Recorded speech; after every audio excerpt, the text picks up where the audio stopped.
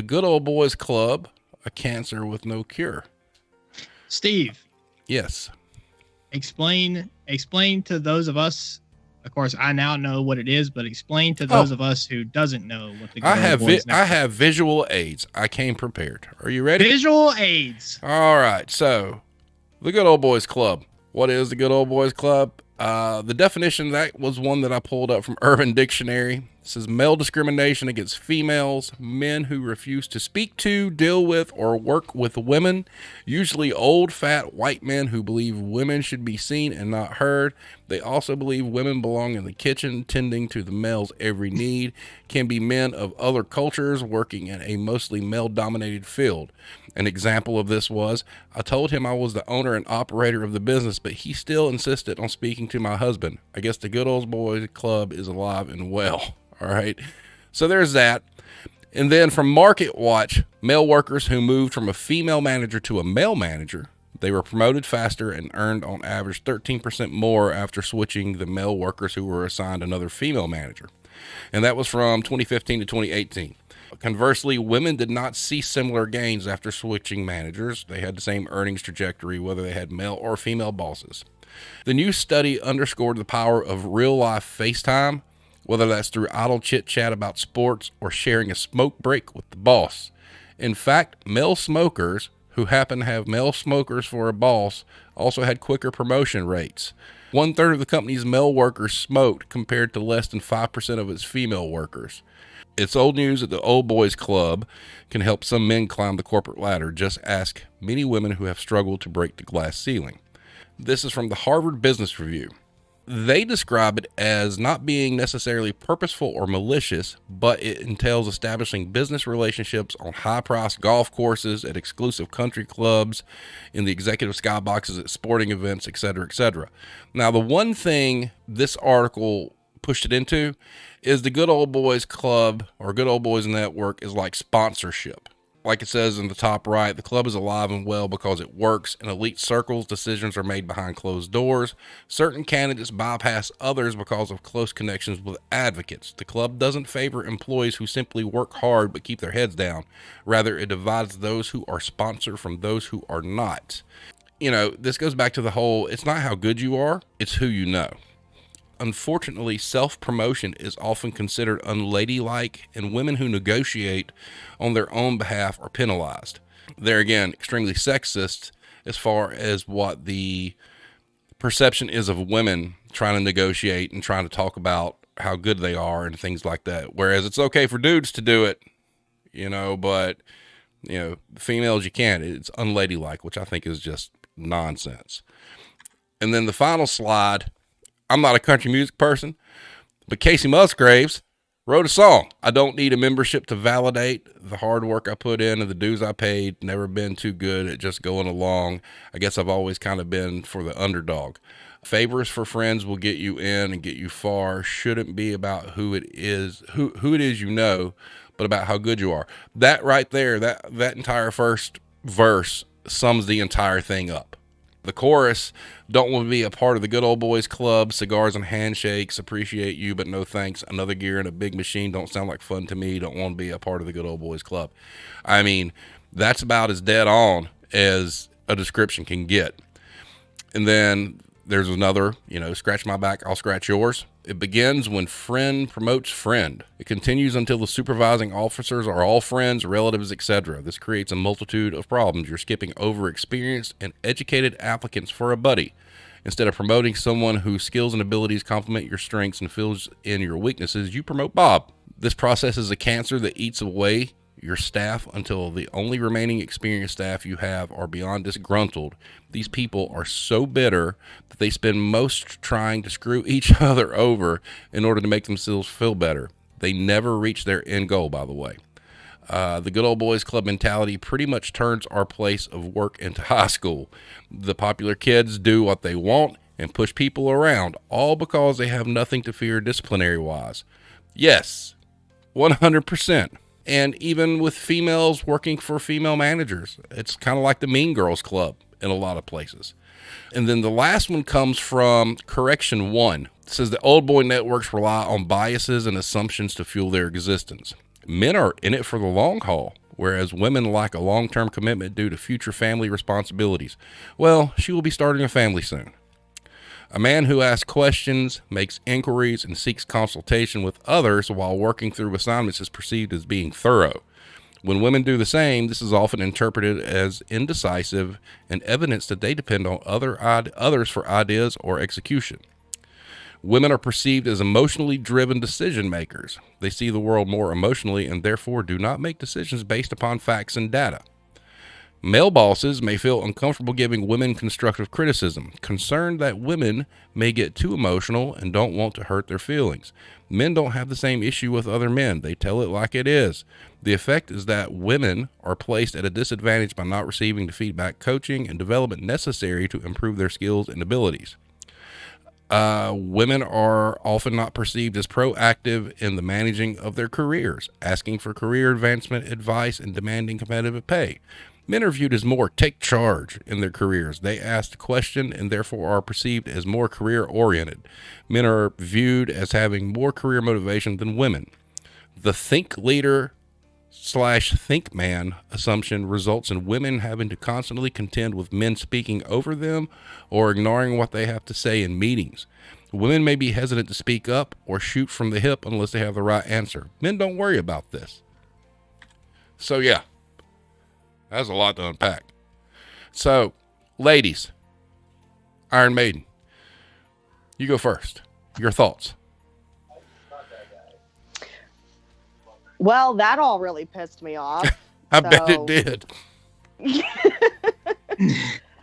Yeah, that was definitely a lot to unpack, but it's true. And the thing is, too, I've also had my fair share of dealing with, other female managers that are just as awful as the good old boys club. So I really can't say that it's just the men that are difficult to deal with that are like kind of higher up. But yeah, I'm like having a hard time even like figuring out what to say because I'm just like really fucking angry right now.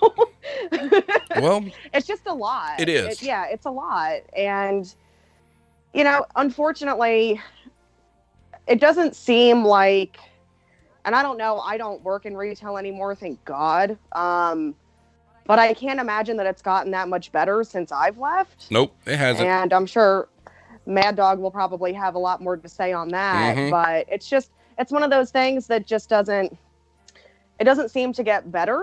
It just always stays the same. And even if one person leaves that's a part of that club, there's always a person that's coming in that's going to replace whoever that person was. So it's just like a vicious cycle that never ends. Correct. Okay. You ready, Alex? Uh-huh. Mad Dog, your take. I am currently going through a situation where I had a conference call Tuesday, spoke my mind. Apparently I got 2 districts up in a roar. No, not and you. Then not me. Yeah, I don't cause problems. And then we're realigning districts. So DM decided that he wanted to have an all store manager meeting. He put this out and I specifically emailed him and said, when is this meeting going to be? He said, no date yet. Then sent out that it's going to be while I'm on PTO. He approved my PTO, so he knows when I'm going. So he sent out a thing and said, oh, I guess I should have asked first, is the 5th or the 11th a better day? Somehow nobody else responded because, trust me, I called people. And he's still deciding to have it on the 5th because he doesn't want to hear me. He doesn't want to deal with me because I advocate for my business. I advocate for myself. I advocate for my store. And he cannot stand it. And that it was brought up that he brought up to another store manager asking why I joined the company. First of all, you need to talk to me. Second of all, why are you putting my business out there? Because you don't want to deal with me? There's 3 managers that are new that this district manager doesn't know. I'm one of them. but yet I've been here the longest of the other two. Right. He will not deal with me because I call him on his bullshit every time. Well, I call everybody on their bullshit. well, you know, I'm glad that you said that, because I have a chart that shows how this works and shows that it's not really, I mean, in some instances, yeah, it is a sexist thing, but in your situation, some of the statements that you brought up tie right into this. So I want to apologize beforehand, because some of the symbolism in this chart is for my own personal benefit and my own giddiness, because as Mad Dog knows, the personas fit perfectly. So let's take a look at the anatomy, or how the Good Old Boys Club works in retail, irregardless of gender. Up in the right hand corner, the RVP, Peter Griffin. It all starts there. Okay. That's the leader of the Good Old Boys Club. Okay. If you are playing chess, you would consider him the king. Oh, God. Below him, you have the district managers. Now, I want you to keep in mind that obviously one of these things are not like the other. It's kind of like Sesame Street. So, and beneath those district managers, you have store managers. Now, the RVP plus the district managers, that is the core unit of the Good Old Boys Club. That's where the quote unquote magic happens. All right, guys. That is where all the backroom talk, all the gossip, all the we don't like this manager, or this manager sucks, or, you know, blah, blah, blah. That's where all this shit goes on. All right. And the RVP is the leader of this mess. Okay. Now, if you notice the store managers, you got a couple of dudes in red circles, a couple of ladies in red circles.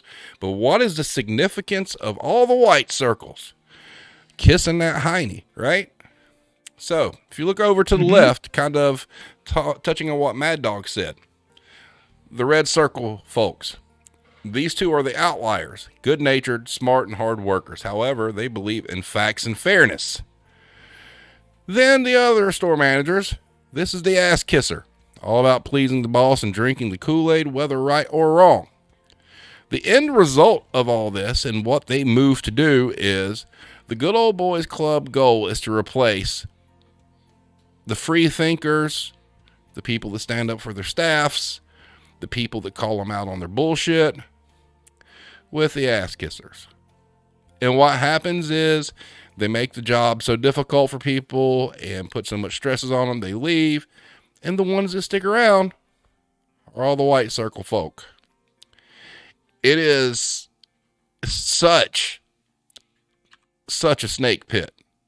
And well, that's exactly why I got moved from Greenville to Georgia. Yep. Because he did not want to deal with me because I called them out on all the things that were going wrong. Correct. You did. And, you know, I'll tell a story. You know, we had this big shindig out in Texas that we had to fly to.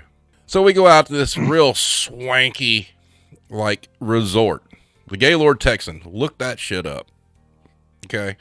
Couldn't give us any payroll in the stores, but by God, they'll pay for 230 damn managers to go to this damn place. Those rooms had to be $700 a night. Anyway. So we go. For 3 days? For 3 days, yeah. So we go. And Mad Dog and I, we found ourselves really early on being the outliers, the we don't drink the Kool-Aid, and especially in my time frame there, the Matrix plug had already been pulled out of me. So I was done. And honestly, there's nothing that could have changed that. I was in the real world and understood how it really worked, and I saw through all the bullshit, and I'm just like, I'm not having it. Well, Mad Dog kind of the same way. So we gravitated toward each other. We knew each other from the store I was at. Hit it off really, really well, but we were like the bad kids. And the joke was we sat at the bad kids table. And Mad Dog, I don't know if you remember, the last one we went to, we got told, come sit with us. And we're like, do we really have to? We're not like you guys. Yeah, it was kind of like, no, we're good. And We're and we good. know that people looked at us like, oh, well, they just don't buy into the mission. And no, we don't buy into your damn mission. Your damn mission was a joke. But because you're those kind of people, the Good Old Boys Network, whether you're male or female in some of these businesses, if you don't fit the mold and you don't snort the Kool-Aid, I'm not even talking about drinking it. You got to snort it. You got to have like an IV bag rolling around with you 24 hours a day, feeding you the company line, that you are ostracized. And it doesn't matter what kind of job you do. It really doesn't. You just do not fit the pattern. You do not fit what they want. You do not fit. You're not that person that's going to lay on the sword to protect Peter Griffin. And I wasn't. Mad Dog wasn't. We're no longer there. Did we get fired? No. We left. You know, why? Our treatment was shit. We obviously knew we were the odd ones out. And it makes for a miserable situation. Well, let me just ask the burning question. Yes. That I'm pretty sure I'm going to ask this from the viewpoint of the viewer and from the viewpoint of addicts. How does the Good Old Boys Club, how does that affect just your average, everyday, hourly associate? Oh, Iron Maiden, we'll let you take the floor on this one first. How does the Good Old Boy Network affect the regular hourly associate? Well, that's a really interesting question. So I would say, in my experience, because I actually worked my first retail career at a place that you all lovingly call Failmart. We had. Did you really? You worked there too? I did. Oh shit!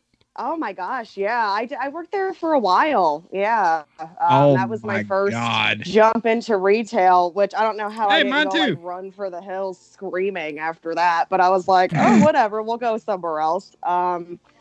But the store manager that I had there, and even the people like the district manager above him, our district manager came into our store pretty often, and I think our hourly. I know at the time I was hourly, and it kind of felt like, for me personally, like you kind of had to kiss that ass. Otherwise, if you didn't, your store manager is going to be mad at you for not kind of putting on a show, for being that type of person.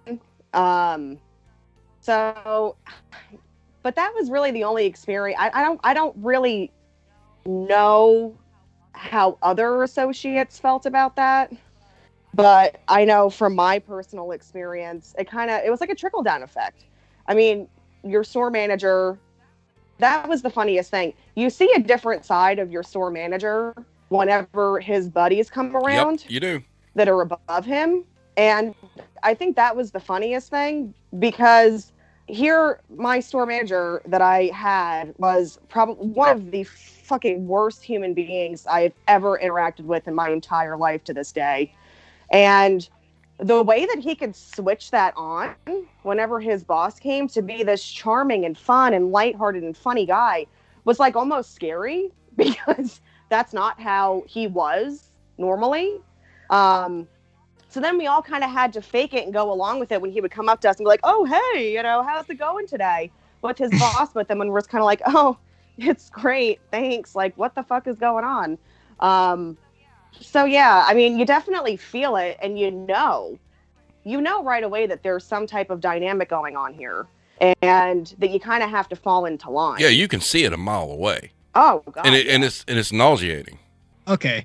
Yeah, I was just wondering about that. Because the only experience I've ever had with it, just because me, as an associate, I'm a guy, so I don't have to go through all that. So I don't know what it's like, but I do know, because I got some family members. I am not going to name names tonight. Shit, here we go.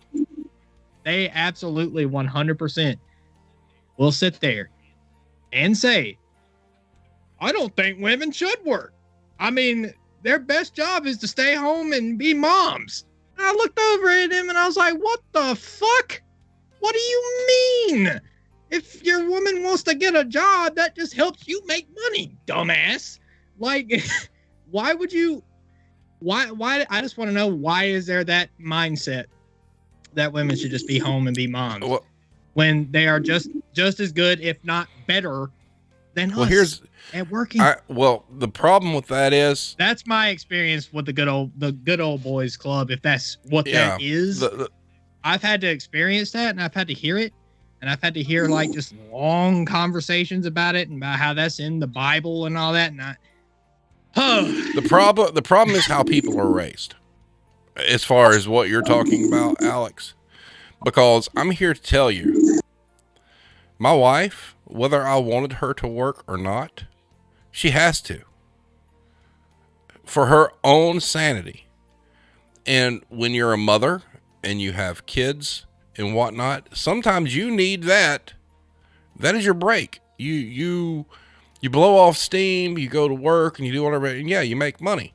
And, my wife is a absolutely wonderful mother. Mother of the year every year, as far as I'm concerned.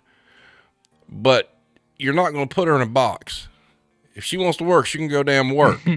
and she needs it, and she wants it. So, that comes from an upbringing where, you can say biblical or whatever, but it's such a what is this, the 1920s? No. Mad Dog, you had something to say about how it affected associates. Go. Well, it is that trickle down effect, because when the RVP doesn't like you and the district manager doesn't like you, when it comes to asking for payroll, asking for help, asking for fixtures, because you're not part of that network, you're put on the bottom of the list. So when you're slammed with 3 trucks in a week that you have to fucking floor unload, and you say, hey, I need 30 more hours, you don't get it because you don't belong. Right. That's how it affects the associates. Exactly, because you're cheating associates out of hours, right?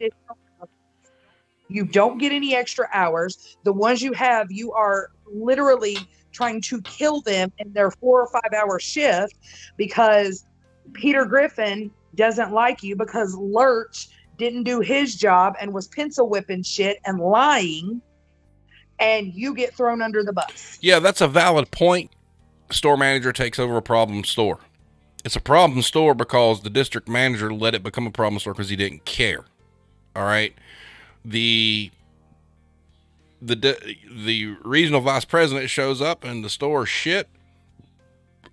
The DM never let him know how bad it was to cover himself, and immediately throws that manager under bus.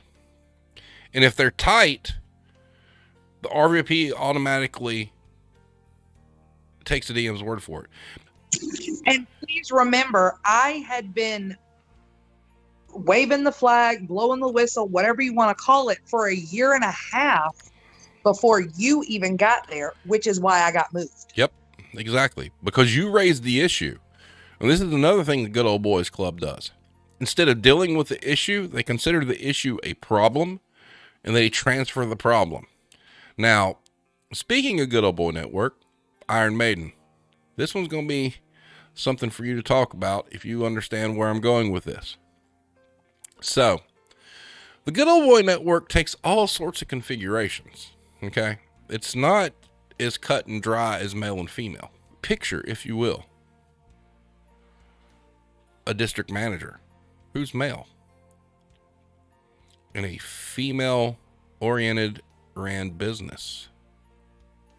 And all of a sudden, the Good Old Boys Club becomes more like the Good Old Harem Club. Care to elaborate, Iron Maiden? So you got a male district manager. Yes. Who has his favorite female managers, quote unquote. Okay. Know where I'm going? Yep. I do know where you're going with this. The floor is yours.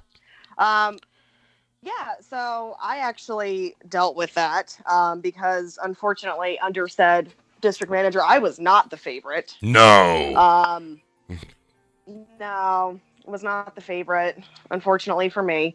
But because I'm not in the business of like kissing your ass and telling you what a great person you are when you're not.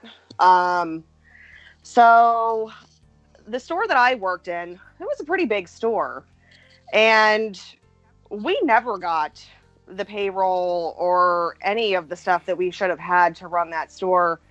However, there were other stores that did, and there was a reason for that. I would say said district manager was, if I may, he liked his women. We'll put it that way. Bingo. And Bingo. the ones that would kind of swoon over him and, you know, make him feel real special all the time, were always the favorites. And then you had the ones that actually were there to do the work and took the job seriously. Who cares about that? We don't care about that. We want the ones that are going to sit here and tell me, you know, oh my gosh, you're so great. Like, oh, you're so funny. You're so this, you're so that. And I mean, this guy was an older guy. He was very old school. Mm-hmm. I mean, that's kind of the way that I saw him. And yeah, but he also had this little like gaggle of men underneath him who had been there for a long time. And they were the same way. You know, I mean, it would be hilarious to go to some type of district meeting or a new store opening where all these people were kind of gathered together, and the way that they would just kind of like fall all over him. And then you have the other people that are like, okay, well, that's great that you're all wasting your time telling him you're so this, you're so that. You know, we have a fucking store to open here in like an hour, so maybe we should all get to work and do something.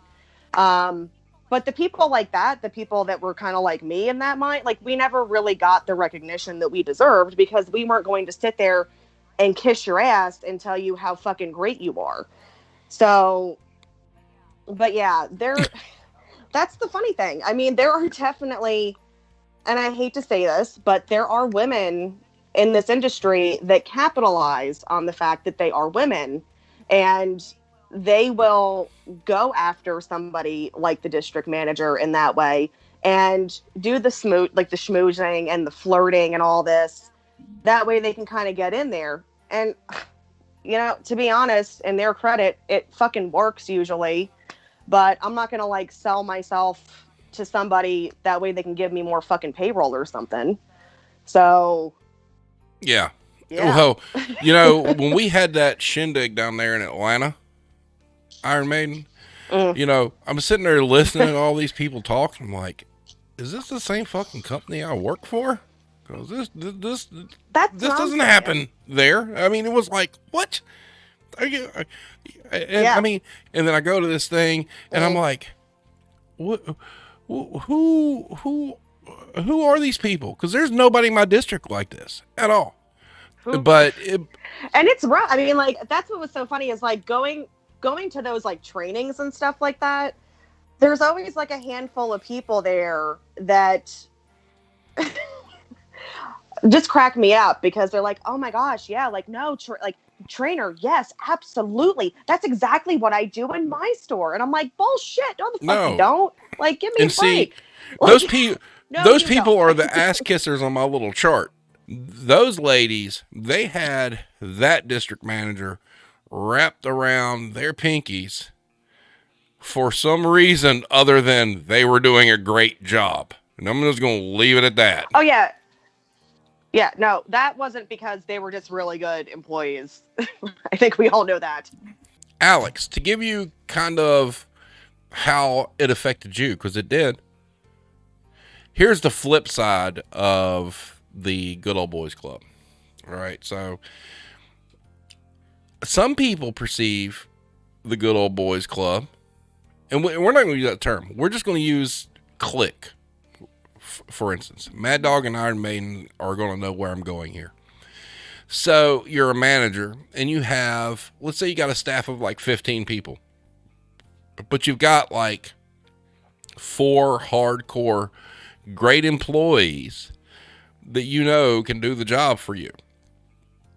And You give them tasks. You put a lot of trust and faith in them. And this is where the line gets blurred, because you're putting things on people, and you might get more hours. You might get to work in another department. You might do whatever. And it's strictly performance based. But people around you will look at that and say, oh, he's part of the clique. Mad Dog, we'll go with you first. How do you combat that? How do you try to make sure that people understand it's not a clique and that good work is being rewarded? So, like, currently, I have 3 managers under me. They each have their own sections and their own things that they're responsible for. I had to do this partially because I got tired of the bitching. I really did. Well, so-and-so's didn't do this, so I couldn't get to this. No, if you're all only responsible for your own shit, then you don't need to worry about what somebody else is or isn't doing. Right. You know, and as far as like my part-timers, like I made one of them a captain to make sure that I got all the stupid signs up that I need. Okay. But I try to give each one of them, like my part-timers, something that is specifically theirs. Right. You know, just, okay, you're going to be UPC captain. You're going to be over my electronics because it's right there at the register. You're going to be over making sure expired food or getting ready to expired food is pulled. But within that, for the part-timers, for me, it's more to make them buy into this a little bit more, to make them feel a little more a part of it. For my management staff, it was to shut them the hell up. Gotcha. So, but what I'm asking is, all right, so let's say you've got these people and you assign them things, and you've got some that are really, really good, okay, and you're giving them more, and just because they're good, all right, but you have some associates that start to rumble and be like, oh, well, that's, her favorite and whatnot. Because it happens. We know it does. So how do you combat that? As a good manager, because I know you're a good manager, how do you quell that to make them understand it's not that because you're picking favorites? This is probably not going to make me sound like a good manager when I'm about to say. We speak the truth here. Go. Oh, yeah. Let's go. Let's hear it. I've sort of kind of had this situation here recently, and it turned into a corrective counseling form. Why, again, they're performing above and beyond. You're not even performing to standard. So these are, if you want more responsibility, if you want me to say, okay, you're qualified to do an opening without completely just blowing the computer up, this is what you're going to have to do. Mm-hmm. Like, you got to get to standard before you start going above and beyond and expecting more responsibilities. They get the responsibilities and they get my trust because I know they can handle the basics. Right. And that's exactly kind of what I was asking, because, we'll close this whole thing out in a minute, talking about how bad the Good Old Boy network really is. But, from a store, macro kind of environment, people create in their head that there's a clique or a Good Old Boy network just because the people that are doing the work are getting the hours and the praise, and they're only seeing that somebody's advancing or getting more than them, not realizing that it's based on performance. So, Iron Maiden, I'm going to kind of throw the same thing at you. How would you, if you've got a store and you've got associates you know you can count on, and you put more on them and they wind up getting more hours because of their performance, how would you quell the uprising of people who would be like, oh, well, that's Iron Maiden's favorite? Well, and I've had that happen to me before. And normally, whenever the associates that I would have would come to me and say, I don't understand why I have to be in this department when so and so is in this department. That's where I want to be. Usually, what I would say is, all right. I mean, if that's what you want, then we'll give you a shift over there one day and we'll have you train over there and we'll see how you do. As far as the ones that would always complain about the hours and stuff, usually it was because their availability was shit. And I'm like, so are you complaining because you can now work this stuff because you told me that you couldn't? So I'm kind of confused. Like, what exactly are you wanting? Right. But normally, like, whenever people thought there was a click, I would try to go out, because I'm so not for that shit. I've worked in so many places where there were clicks. I came into my first manager role where there was a click going on with my store manager and other associates that worked there who were his favorites, who would purposely go behind my back and say things to him about me. And then he would get on my shit about it. So I've been in probably every facet of dealing with a click at some point. So I try to shut that shit down before it even like gets enough air to breathe. So yeah, I mean, if people really want different opportunities and want to do different things, I am all for trying to give people those opportunities. But at the same time, you have to perform. And if you're not going to do the job that I need you to do, then I don't really know what you want me to tell you. Right. And, you know, and that's the thing. You know, the main core of all this, you know, talking about the Good Old Boys Network, and the reason I asked you guys about quelling, you know, an uprising in your store is because it's to show that store managers, good ones at least, don't have cliques. They have employees they know that perform to a certain level that will get the job done for them. The problem is that mentality does not transfer further up the rung. And, you know, the Good Old Boy Network has nothing to do with performance at all. At a store level, No. You guys that are, you know, putting more on people that do the job and whatnot, and praising them for doing the job and whatnot. If you are one of those managers that aren't in the quote unquote ass kiss circle, it's a total injustice to your entire team, because whatever praise you give someone, a blind eye is going to be turned to, because you're not part of the club. And the Good Old Boy Network, like I said, you know, when you look online and you read definitions, and yes, it is a very sexist thing. All right. It's real and it happens. But in the retail industry, in my experience, it's not based on sex. It's based on whether, you know, you're kissing your manager's ass. All right. And everything that you do, you could have an employee, and I've seen this happen. You know, you could have an employee that you know is 100% fantastic, greatest ever. You know, give them all the hours, get everything done for you. But because you're not part of the upper level clique or the upper level Good Old Boys Network, if you were to walk away from that job, get fired, leave, quit, whatever, all those persons' efforts don't matter.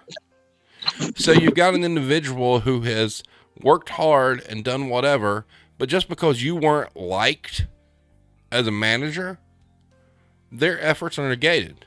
And so it's terrible, because not only do you lose a manager, you wind up losing good employees, because all of a sudden the regime says, well, they only said you were good because they liked you.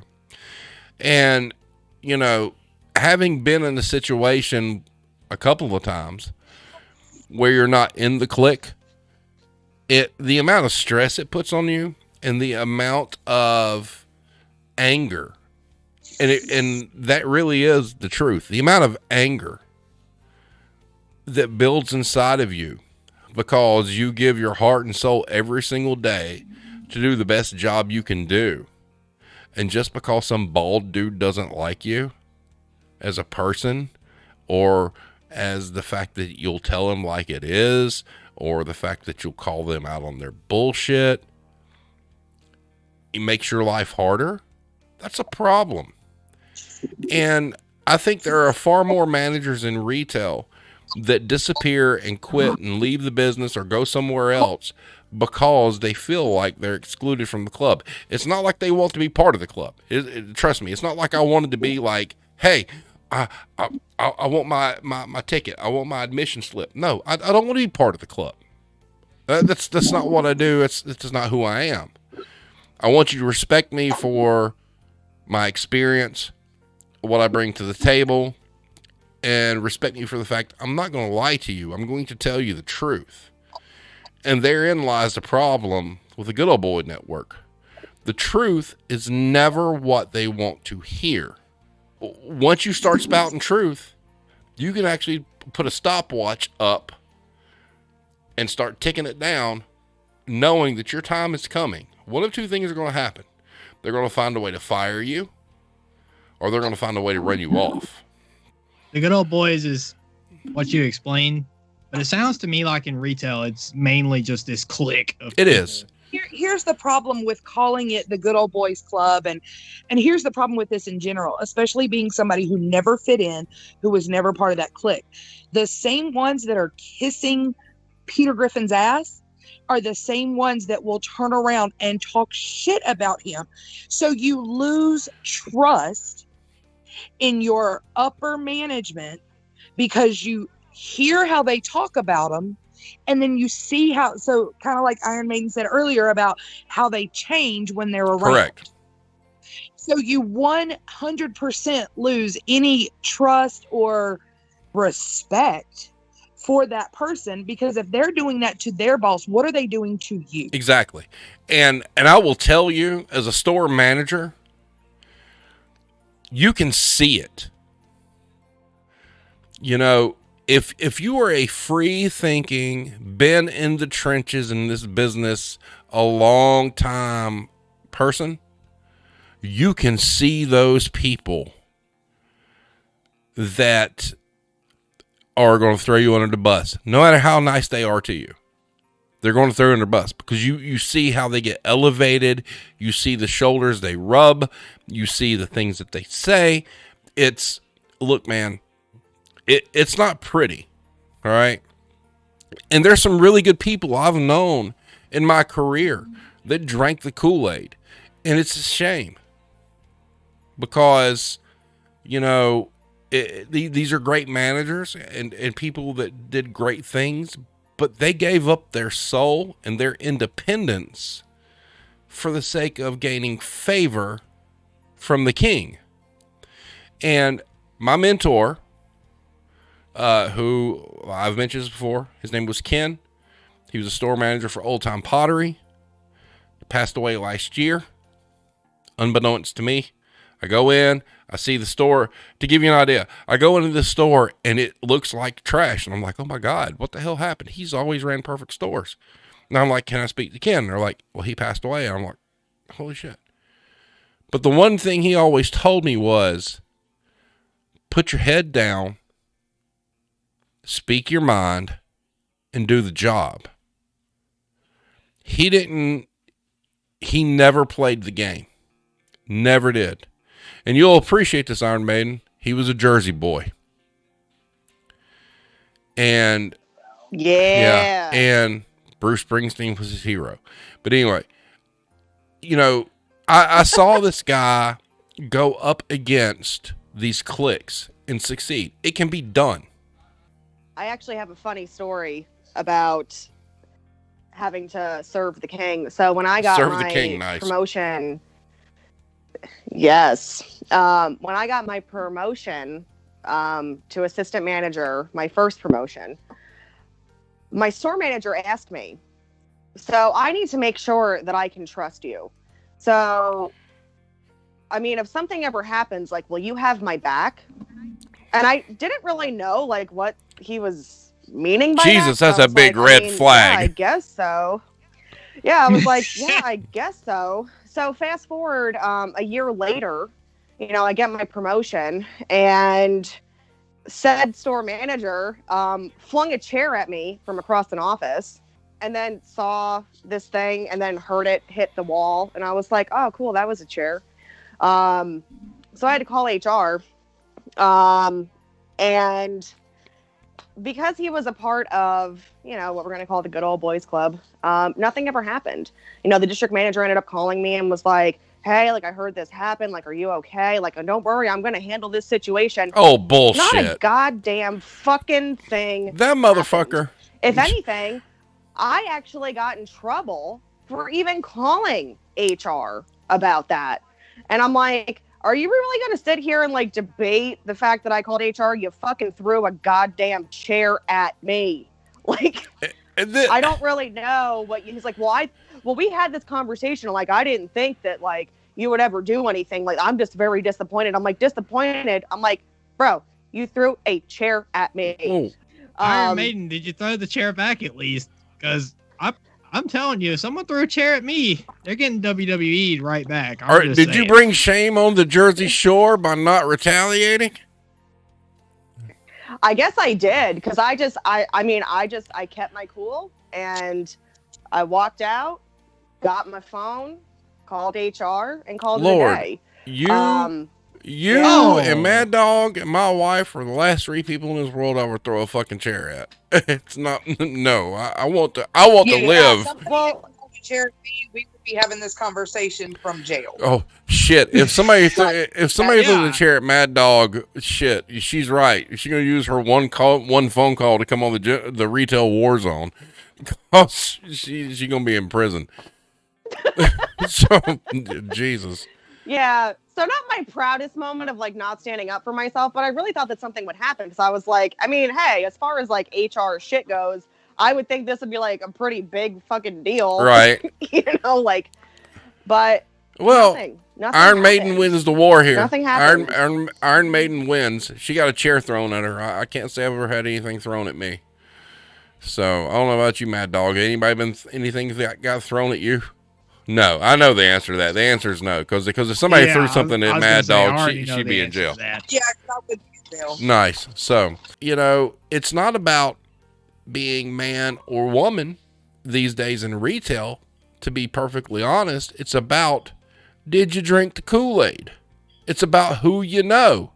It's about being submissive. It's submissive. It is about being submissive. And and if you're dominant, no, you won't make it, because you will get forced out. Right. And I know I've been told some stories here recently about managers who just refuse to take accountability for stupid shit. Like, oh, I fucked up on the schedule. Are they going to work that shift? Nope, they're not. But they're going to tell somebody they got to. Or managers who want to bitch about things that are out of their control and blame it on other people. Man, I'm glad I'm not working for these people, because I would make them cry, make them mad, make them want to throw shit, make them want to stab me, whatever. Because I am past that point, ladies and gentlemen. I have done this way too long that my filter is broken. And if I wind up getting back into working at a store somewhere or something as part-time or hourly or whatnot, no keys. I'm allergic to keys now. But if somebody pop off and say some stupid shit, I'm probably going to lose my job, because I'm going to be like, yo, wait a minute. Management accountability is a big thing. And then if the ladies come on from Retail Warriors podcast, our topic for that night is going to be the good manager versus the bad manager. And that's going to be some way crazy shit. But I just couldn't do it. I mean, my plug's been pulled. I've been pulled out of the matrix. I see it for what it is. I'm not drinking Kool-Aid. If you try to shove that pitcher down my throat, I'm going to punch you. Man, my level of not giving a damn and telling people what I think is at an all-time high, and God forbid I have to do that shit again, because if I do, we're going to have a whole episode over that, because it'll only take 30 days before I get fired, probably. Iron Maiden, you see, Iron Maiden, in your case, you got out of retail. You know how hard it would be for you to go back. And if you did go back, you've got like this super hyper sensitive, like intuition now that you see everything and you know what it is for real. It's hard to survive in that because real people don't. You just like, when you see bullshit, you call them on bullshit and it's a day, right? Oh, I couldn't do, but when I put my notice in, because I gave a month notice when I left, I was fucking done. I was done with everybody. I was done with the customers, and I didn't give a shit about anything anymore. I was like, you know what? This is horrible. This sucks. I hate everybody. Fuck all of you. I'm leaving. Oh, the jersey is and coming out. I'm gonna make sure that I collect. Yeah, like I'm gonna make sure I get my last couple weeks in so I can make some money, and then fucking deuces, everybody. Like, I am out. I don't give a shit what happens to the store. It could collapse into the ground and get swallowed by hell for all I care. I don't care. And it's ruined. Like, it really has, like... I say that every day leaving work, and then yet somehow every morning my car drives there. Yeah, because it's still standing. But Yeah. hey, look, let me tell you, I know both these ladies, all right? I wouldn't want to piss either one of them off, and I wouldn't want to meet them in an alley in a street fight. But let me just go on record saying, Mad Dog, shit. I pity the individual who pisses you off enough to swing. Oh, my God. Well, that's like the gentleman that called me a racist. And I... Oh, over the rug that you told me about? Oh, yeah. Yes, as politely as I could, escorted him out of my store and told him to never come back. Everybody talking about, and then also, everybody talking about Jake Paul fighting boxers and stuff. Let Jake Paul get in the ring for Mad Dog. My money's on Mad Dog. Yeah, I would pay to watch that. I would pay to see that I'd fight. sponsor it. Well, there was, I don't think you were there, Steve. I don't remember. But there was a point at the decor store when some guy came in to do a return. It wasn't even from our store. And he didn't speak very good English. And when I told him I couldn't take it back because, number one, he didn't have a receipt. Number two, it wasn't even from our store. He started screaming at me. And I just picked up the rug and tossed it out the front door and told him that he could go fetch it. And got to the point where the police got called. And like I had told him, number one, you don't have a receipt. And number two, it's not even from our fucking store. Wow. See, that's the shit you deal with. And going back on other topics, this person will call corporate and it's not even from the store. They're gonna be like, oh, you treated the customer like shit. Wait a minute. It's not even from our store. It doesn't count. But yeah, it counts. Especially if you're not part of the clique. If you're not part of the clique, they're going to get you on it. Here's the biggest lesson for everybody out there looking at this Good Old Boys network thing. If you're not part of the network, they will manufacture a reason to push you out. Period. So I'm sitting here looking at Alex with his hands behind his head. He hasn't said a lot tonight. So, Alex. Yeah, because I've been so unbelievably lost this episode. Alex. Because I've never been a manager. I don't know what it's like in any way, shape, But or here's the form. thing, Alex. It doesn't affect us managers. It affects associates because the Good Old Boys clique actually survives in stores too. Well, I mean, Steve, it sounds to me though like it affects, because I've never really been like affected by it, because it seems like it has a trickle down effect from, like your graph illustrated from Peter to the random, the big four downward. So I mean, but when it does affect you, it affects you in the worst possible way. Yes, it does. It affects you in the pocket. Exactly. When it affects a manager, it affects them with their time, because when they don't get the payroll, when they're not making sales because they can't get the freight, they can't get the help because they're not in the clique, they don't belong. We as managers end up wasting more of our time because we're not getting payroll. You guys aren't getting hours. You're not getting paid. We're there. We feel like we might as well just roll out a cot and sleep there because Damn right. it's just there and back, because we still have to get everything done. Do more with less, and good luck to you, because they're waiting for you to pay. You bring up They're waiting. Mad Dog, you bring up a great point, because you and I saw the same payroll reports. All right. So you'd be looking at, your DM be like, okay, here's your 4 weeks of payroll. And you knew whether or not they liked you or not just by looking at that damn report, because you'd be like, why is this store getting so much payroll and I'm getting this? I mean, that's how blatant it is. And they're down in sales and I'm doing better, but they're getting more payroll. I'm getting more trucks. Yeah, it doesn't make sense. You're looking at like this payroll sheet. You're like, why is this store in Tennessee getting 100 hours more than me and I do more volume than them? Can somebody please answer me a question? And when you ask her, like, no, it's just how it worked out. No, what that means is you weren't part of the fucking club. It's the friendship ranking. Right. It's the friendship ranking indeed. And that's terrible because, we Iron Maiden, before we get out of here, you got anything you want to say? Well, it's been a really interesting time here tonight. Yes, it has. So thank you all for that. Brought back a lot of traumatic memories. I'm sorry. I apologize. No, it's fine. I mean, hey, I think the world needs to know about how things really work when you're in retail. And, there's something to be said too. If you're out there and you're an hourly associate and, you're dealing with a lot of shit where you are, just remember, sometimes your managers, depending on who they are, don't have a lot of say in the horrible shit that goes on. And there are some really bad managers out there. Yes, there are. Mm-hmm. But there are some good ones out there too that will try to advocate for you. But there's only so much that we can do sometimes. And if you really want to, there is a life after retail, and by all means, move on, spread your wings and fly. You're right. And yeah, there is light at the end of the tunnel, and it is not a train. So yeah, get out while you still can.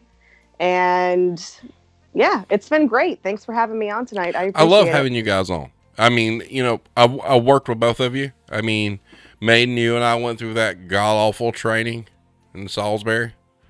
It was, look, I'm going to be honest with you. My whole experience with that company was like, what the fuck is this? But yeah. It really comes down to what Maiden says about you can get out. It comes down to a very simple equation, okay? If you're a retail manager, you need to remember this equation. Money versus pain. Pick and choose wisely, because that's what it comes down to. It's money versus pain. And sometimes you have to think, is it worth it? Is it worth it? Exactly. So, Mad Dog, final thoughts. To thy own self be true. Do not drink the Kool-Aid. Do not kiss the ass. Be you. Yep. Just be you. Yep. Do you. You don't have to be the best employee. You just have to be the best version of you. And that's it. And if you can walk away at the end of the day knowing that you are the best version of yourself, all the noise doesn't matter. Period. Addicts, what you got? Shameless plug time. Go. Oh yeah, I'm not gonna shameless plug tonight, but I do just want to say for the retail war zone, I'm ready for the associates. I want to have a group of hourly associates on so we can talk. I mean, I see here like we got Soul Eater, so that way Steve can be sitting here just staring at the ceiling. Well, no. I mean, you bring up a valid point, Alex, and I've been preaching this for how many episodes now? We got Soul Eater here. I still just want to have a whole entire argument because, like, I'm ready. I know Alex wants to have an argument, and I want to temper expectations here. If we do wind up having the managers versus associates, you associates better come locked and loaded. I'm telling you, because the managers that I have that will participate in this, those aren't the managers that you've had to deal with in the past. These are good people that take care of their associates. So it's not going to be like, oh, well, how come shitty? They're going to tell you the truth. And if you can handle the truth, come on, we'll go. I want it to be two ways because there's a lot of things that I want to say too. Like, for instance, like one of the things is like, as we've went through this entire podcast, I'm like, I would love to be in Texas getting paid to go to an employee meeting. You know, Alex, you know what the worst part about that was? But it's not all about that though. And you know what? When you come back after being gone for 3 days and you didn't get extra payroll to cover the fact that you weren't in your store, you then spend the next 3 or 4 days basically working open to close to pull your shit back together because your people lost their fucking minds while you were out of town. Yeah. Now, like, it's great getting, like, we're rolling out of there with like wheelbarrows full of gold. You got to understand that by the time you break down how many freaking hours we work, we make shit. Correct. Nothing. Correct. So, Addicts, I'm all for you. You know what, Addicts? I'm going to leave that up to you right now. So, you and 2 to 3 associates, go get them. Go get them. I'm recruiting an army. You go recruit your army. So, and you know, ladies, it will all be in good fun. Like, it would just be like the general associates versus the general managers. It's just like just questions we've always wanted to ask our managers, like no bias. Because I'm looking at the dollar signs, right? Like I'm looking at like $100,000 a year, and I'm like, I definitely want her. I do too. Like I said, I agree with Alex. I want a night I go by Scarlet. I approve of Scarlet. I think Scarlet is cooler than Soul Eater, just to let you know. I would like a night where we have just all hourly associates. Alex, how many episodes have I said this? Yeah, exactly. Like that's something. Yeah, I mean, and that night I will just sit here and answer questions, and Alex can lead the whole thing. We want hourly people. We have asked for hourly people. You people need to be able to speak your voice. Come on. Because what is this show called, The Steve? Retail War Zone. The Retail War Zone. And what is the most common factor amongst associates? You're talking about your managers. Yeah, and that's fine. Bring it. Let's go. I have no problem. I want that, actually. It's hard for us to advocate for employees when employees don't want to come on. And that's really what this is all about, is advocating for you hourly guys. So, Alex, here you go. This is your challenge. Go get some hourly folk. You tell me how many we got. Yeah. You tell me the topic, and we'll go. Oh, yeah. No, I am 100% down. Okay. So go get us. I don't care. We can probably do up to, including you, Alex, up to 5, maybe 6. In addition to you. So get 5 to 6 hourly associates. Let me know who they are. Let me know what names they want to go by, and we'll make it happen. Yeah. So, well, having said that, guys, we're at an hour and a half. Mad Dog and Iron Maiden, as always, it is a pleasure to have had you on. Great to be here. Yeah, love it. Yeah. Love what you guys do. Well, Iron Maiden, we appreciate you. Yeah, I appreciate you greatly. Iron Maiden, you really enjoyed the Misfit Lounge the other night, huh? Like I said, I am all for a part 2, 3, 4, 5, whatever you guys want to do. Part 2, because that was a fucking train wreck, is what that was. Well, I mean, you pulled out your fucking guitar halfway. Well, here's the thing. That wasn't even the good guitar. Great. That wasn't even the good guitar. If we do that next time we do this, I'll pull out my good one, and that's a. Well, let me tell you, I went to work the next day and thought to myself, like all day, I'm like, shit, I didn't even bring up this band. Oh man, what about them? Oh shit, I gotta practice. So yeah, now. I'm like. Ugh. Yeah, dude, I'm ready. right. I'm So- ready for the next So, time. all right. So, for you guys that watch Misfit Lounge, and if you didn't, Steve brought out the guitar. So, Steve will bring out the good guitar Monday. So, send me some song requests. I may be able to play them. I may not. Alex, you and Lo, quit sending me Mario shit. I never learned how to play it. Well, that's just a big letdown. It well just is. I play real music. But anyway, Considering me and Lo are like the biggest Nintendo fans, not Right. you ever, what? Steve. Okay, whatever. When you're old enough to say that you bought these consoles on release day, then you can talk to me. But anyway, all right, everybody. So, Oh yeah, back in the 1980. Yeah. So Mad Dog, Iron Maiden, thank you guys for being on. We'll do this again, obviously, shortly soon with some other stuff. The neighbors, thank y'all. Nice. All right. So everybody have a good night. Make sure you check our Facebook page. Make sure you check YouTube. Like I said, we got some really cool stuff coming up. If you have topics or things you want to cover that we haven't, send them to us. If you want to be an hourly associate and get in on the fray, contact Addicts. Addicts right now. We haven't done it yet. You can just follow my Twitch, Addicts2993. Go to my YouTube, Addicts2993. Friend request me on Facebook. I have the same last name as Steve. There's your hint. Hint, hint, no And judge. TikTok at Addicts2993. Make sure you guys, That's my shameless there you plug. go. Make sure you guys spread the word about the 5th with Mr. Cat and his book and being on. If you go to my Facebook page, I have a link to where you can purchase the book either physically or on Kindle. It's going to be cool. That's going to be a good one. Good things coming, guys. Spread the word. So, we'll do a lot more later. All right, guys. Everybody have a great night, and we will see you next time.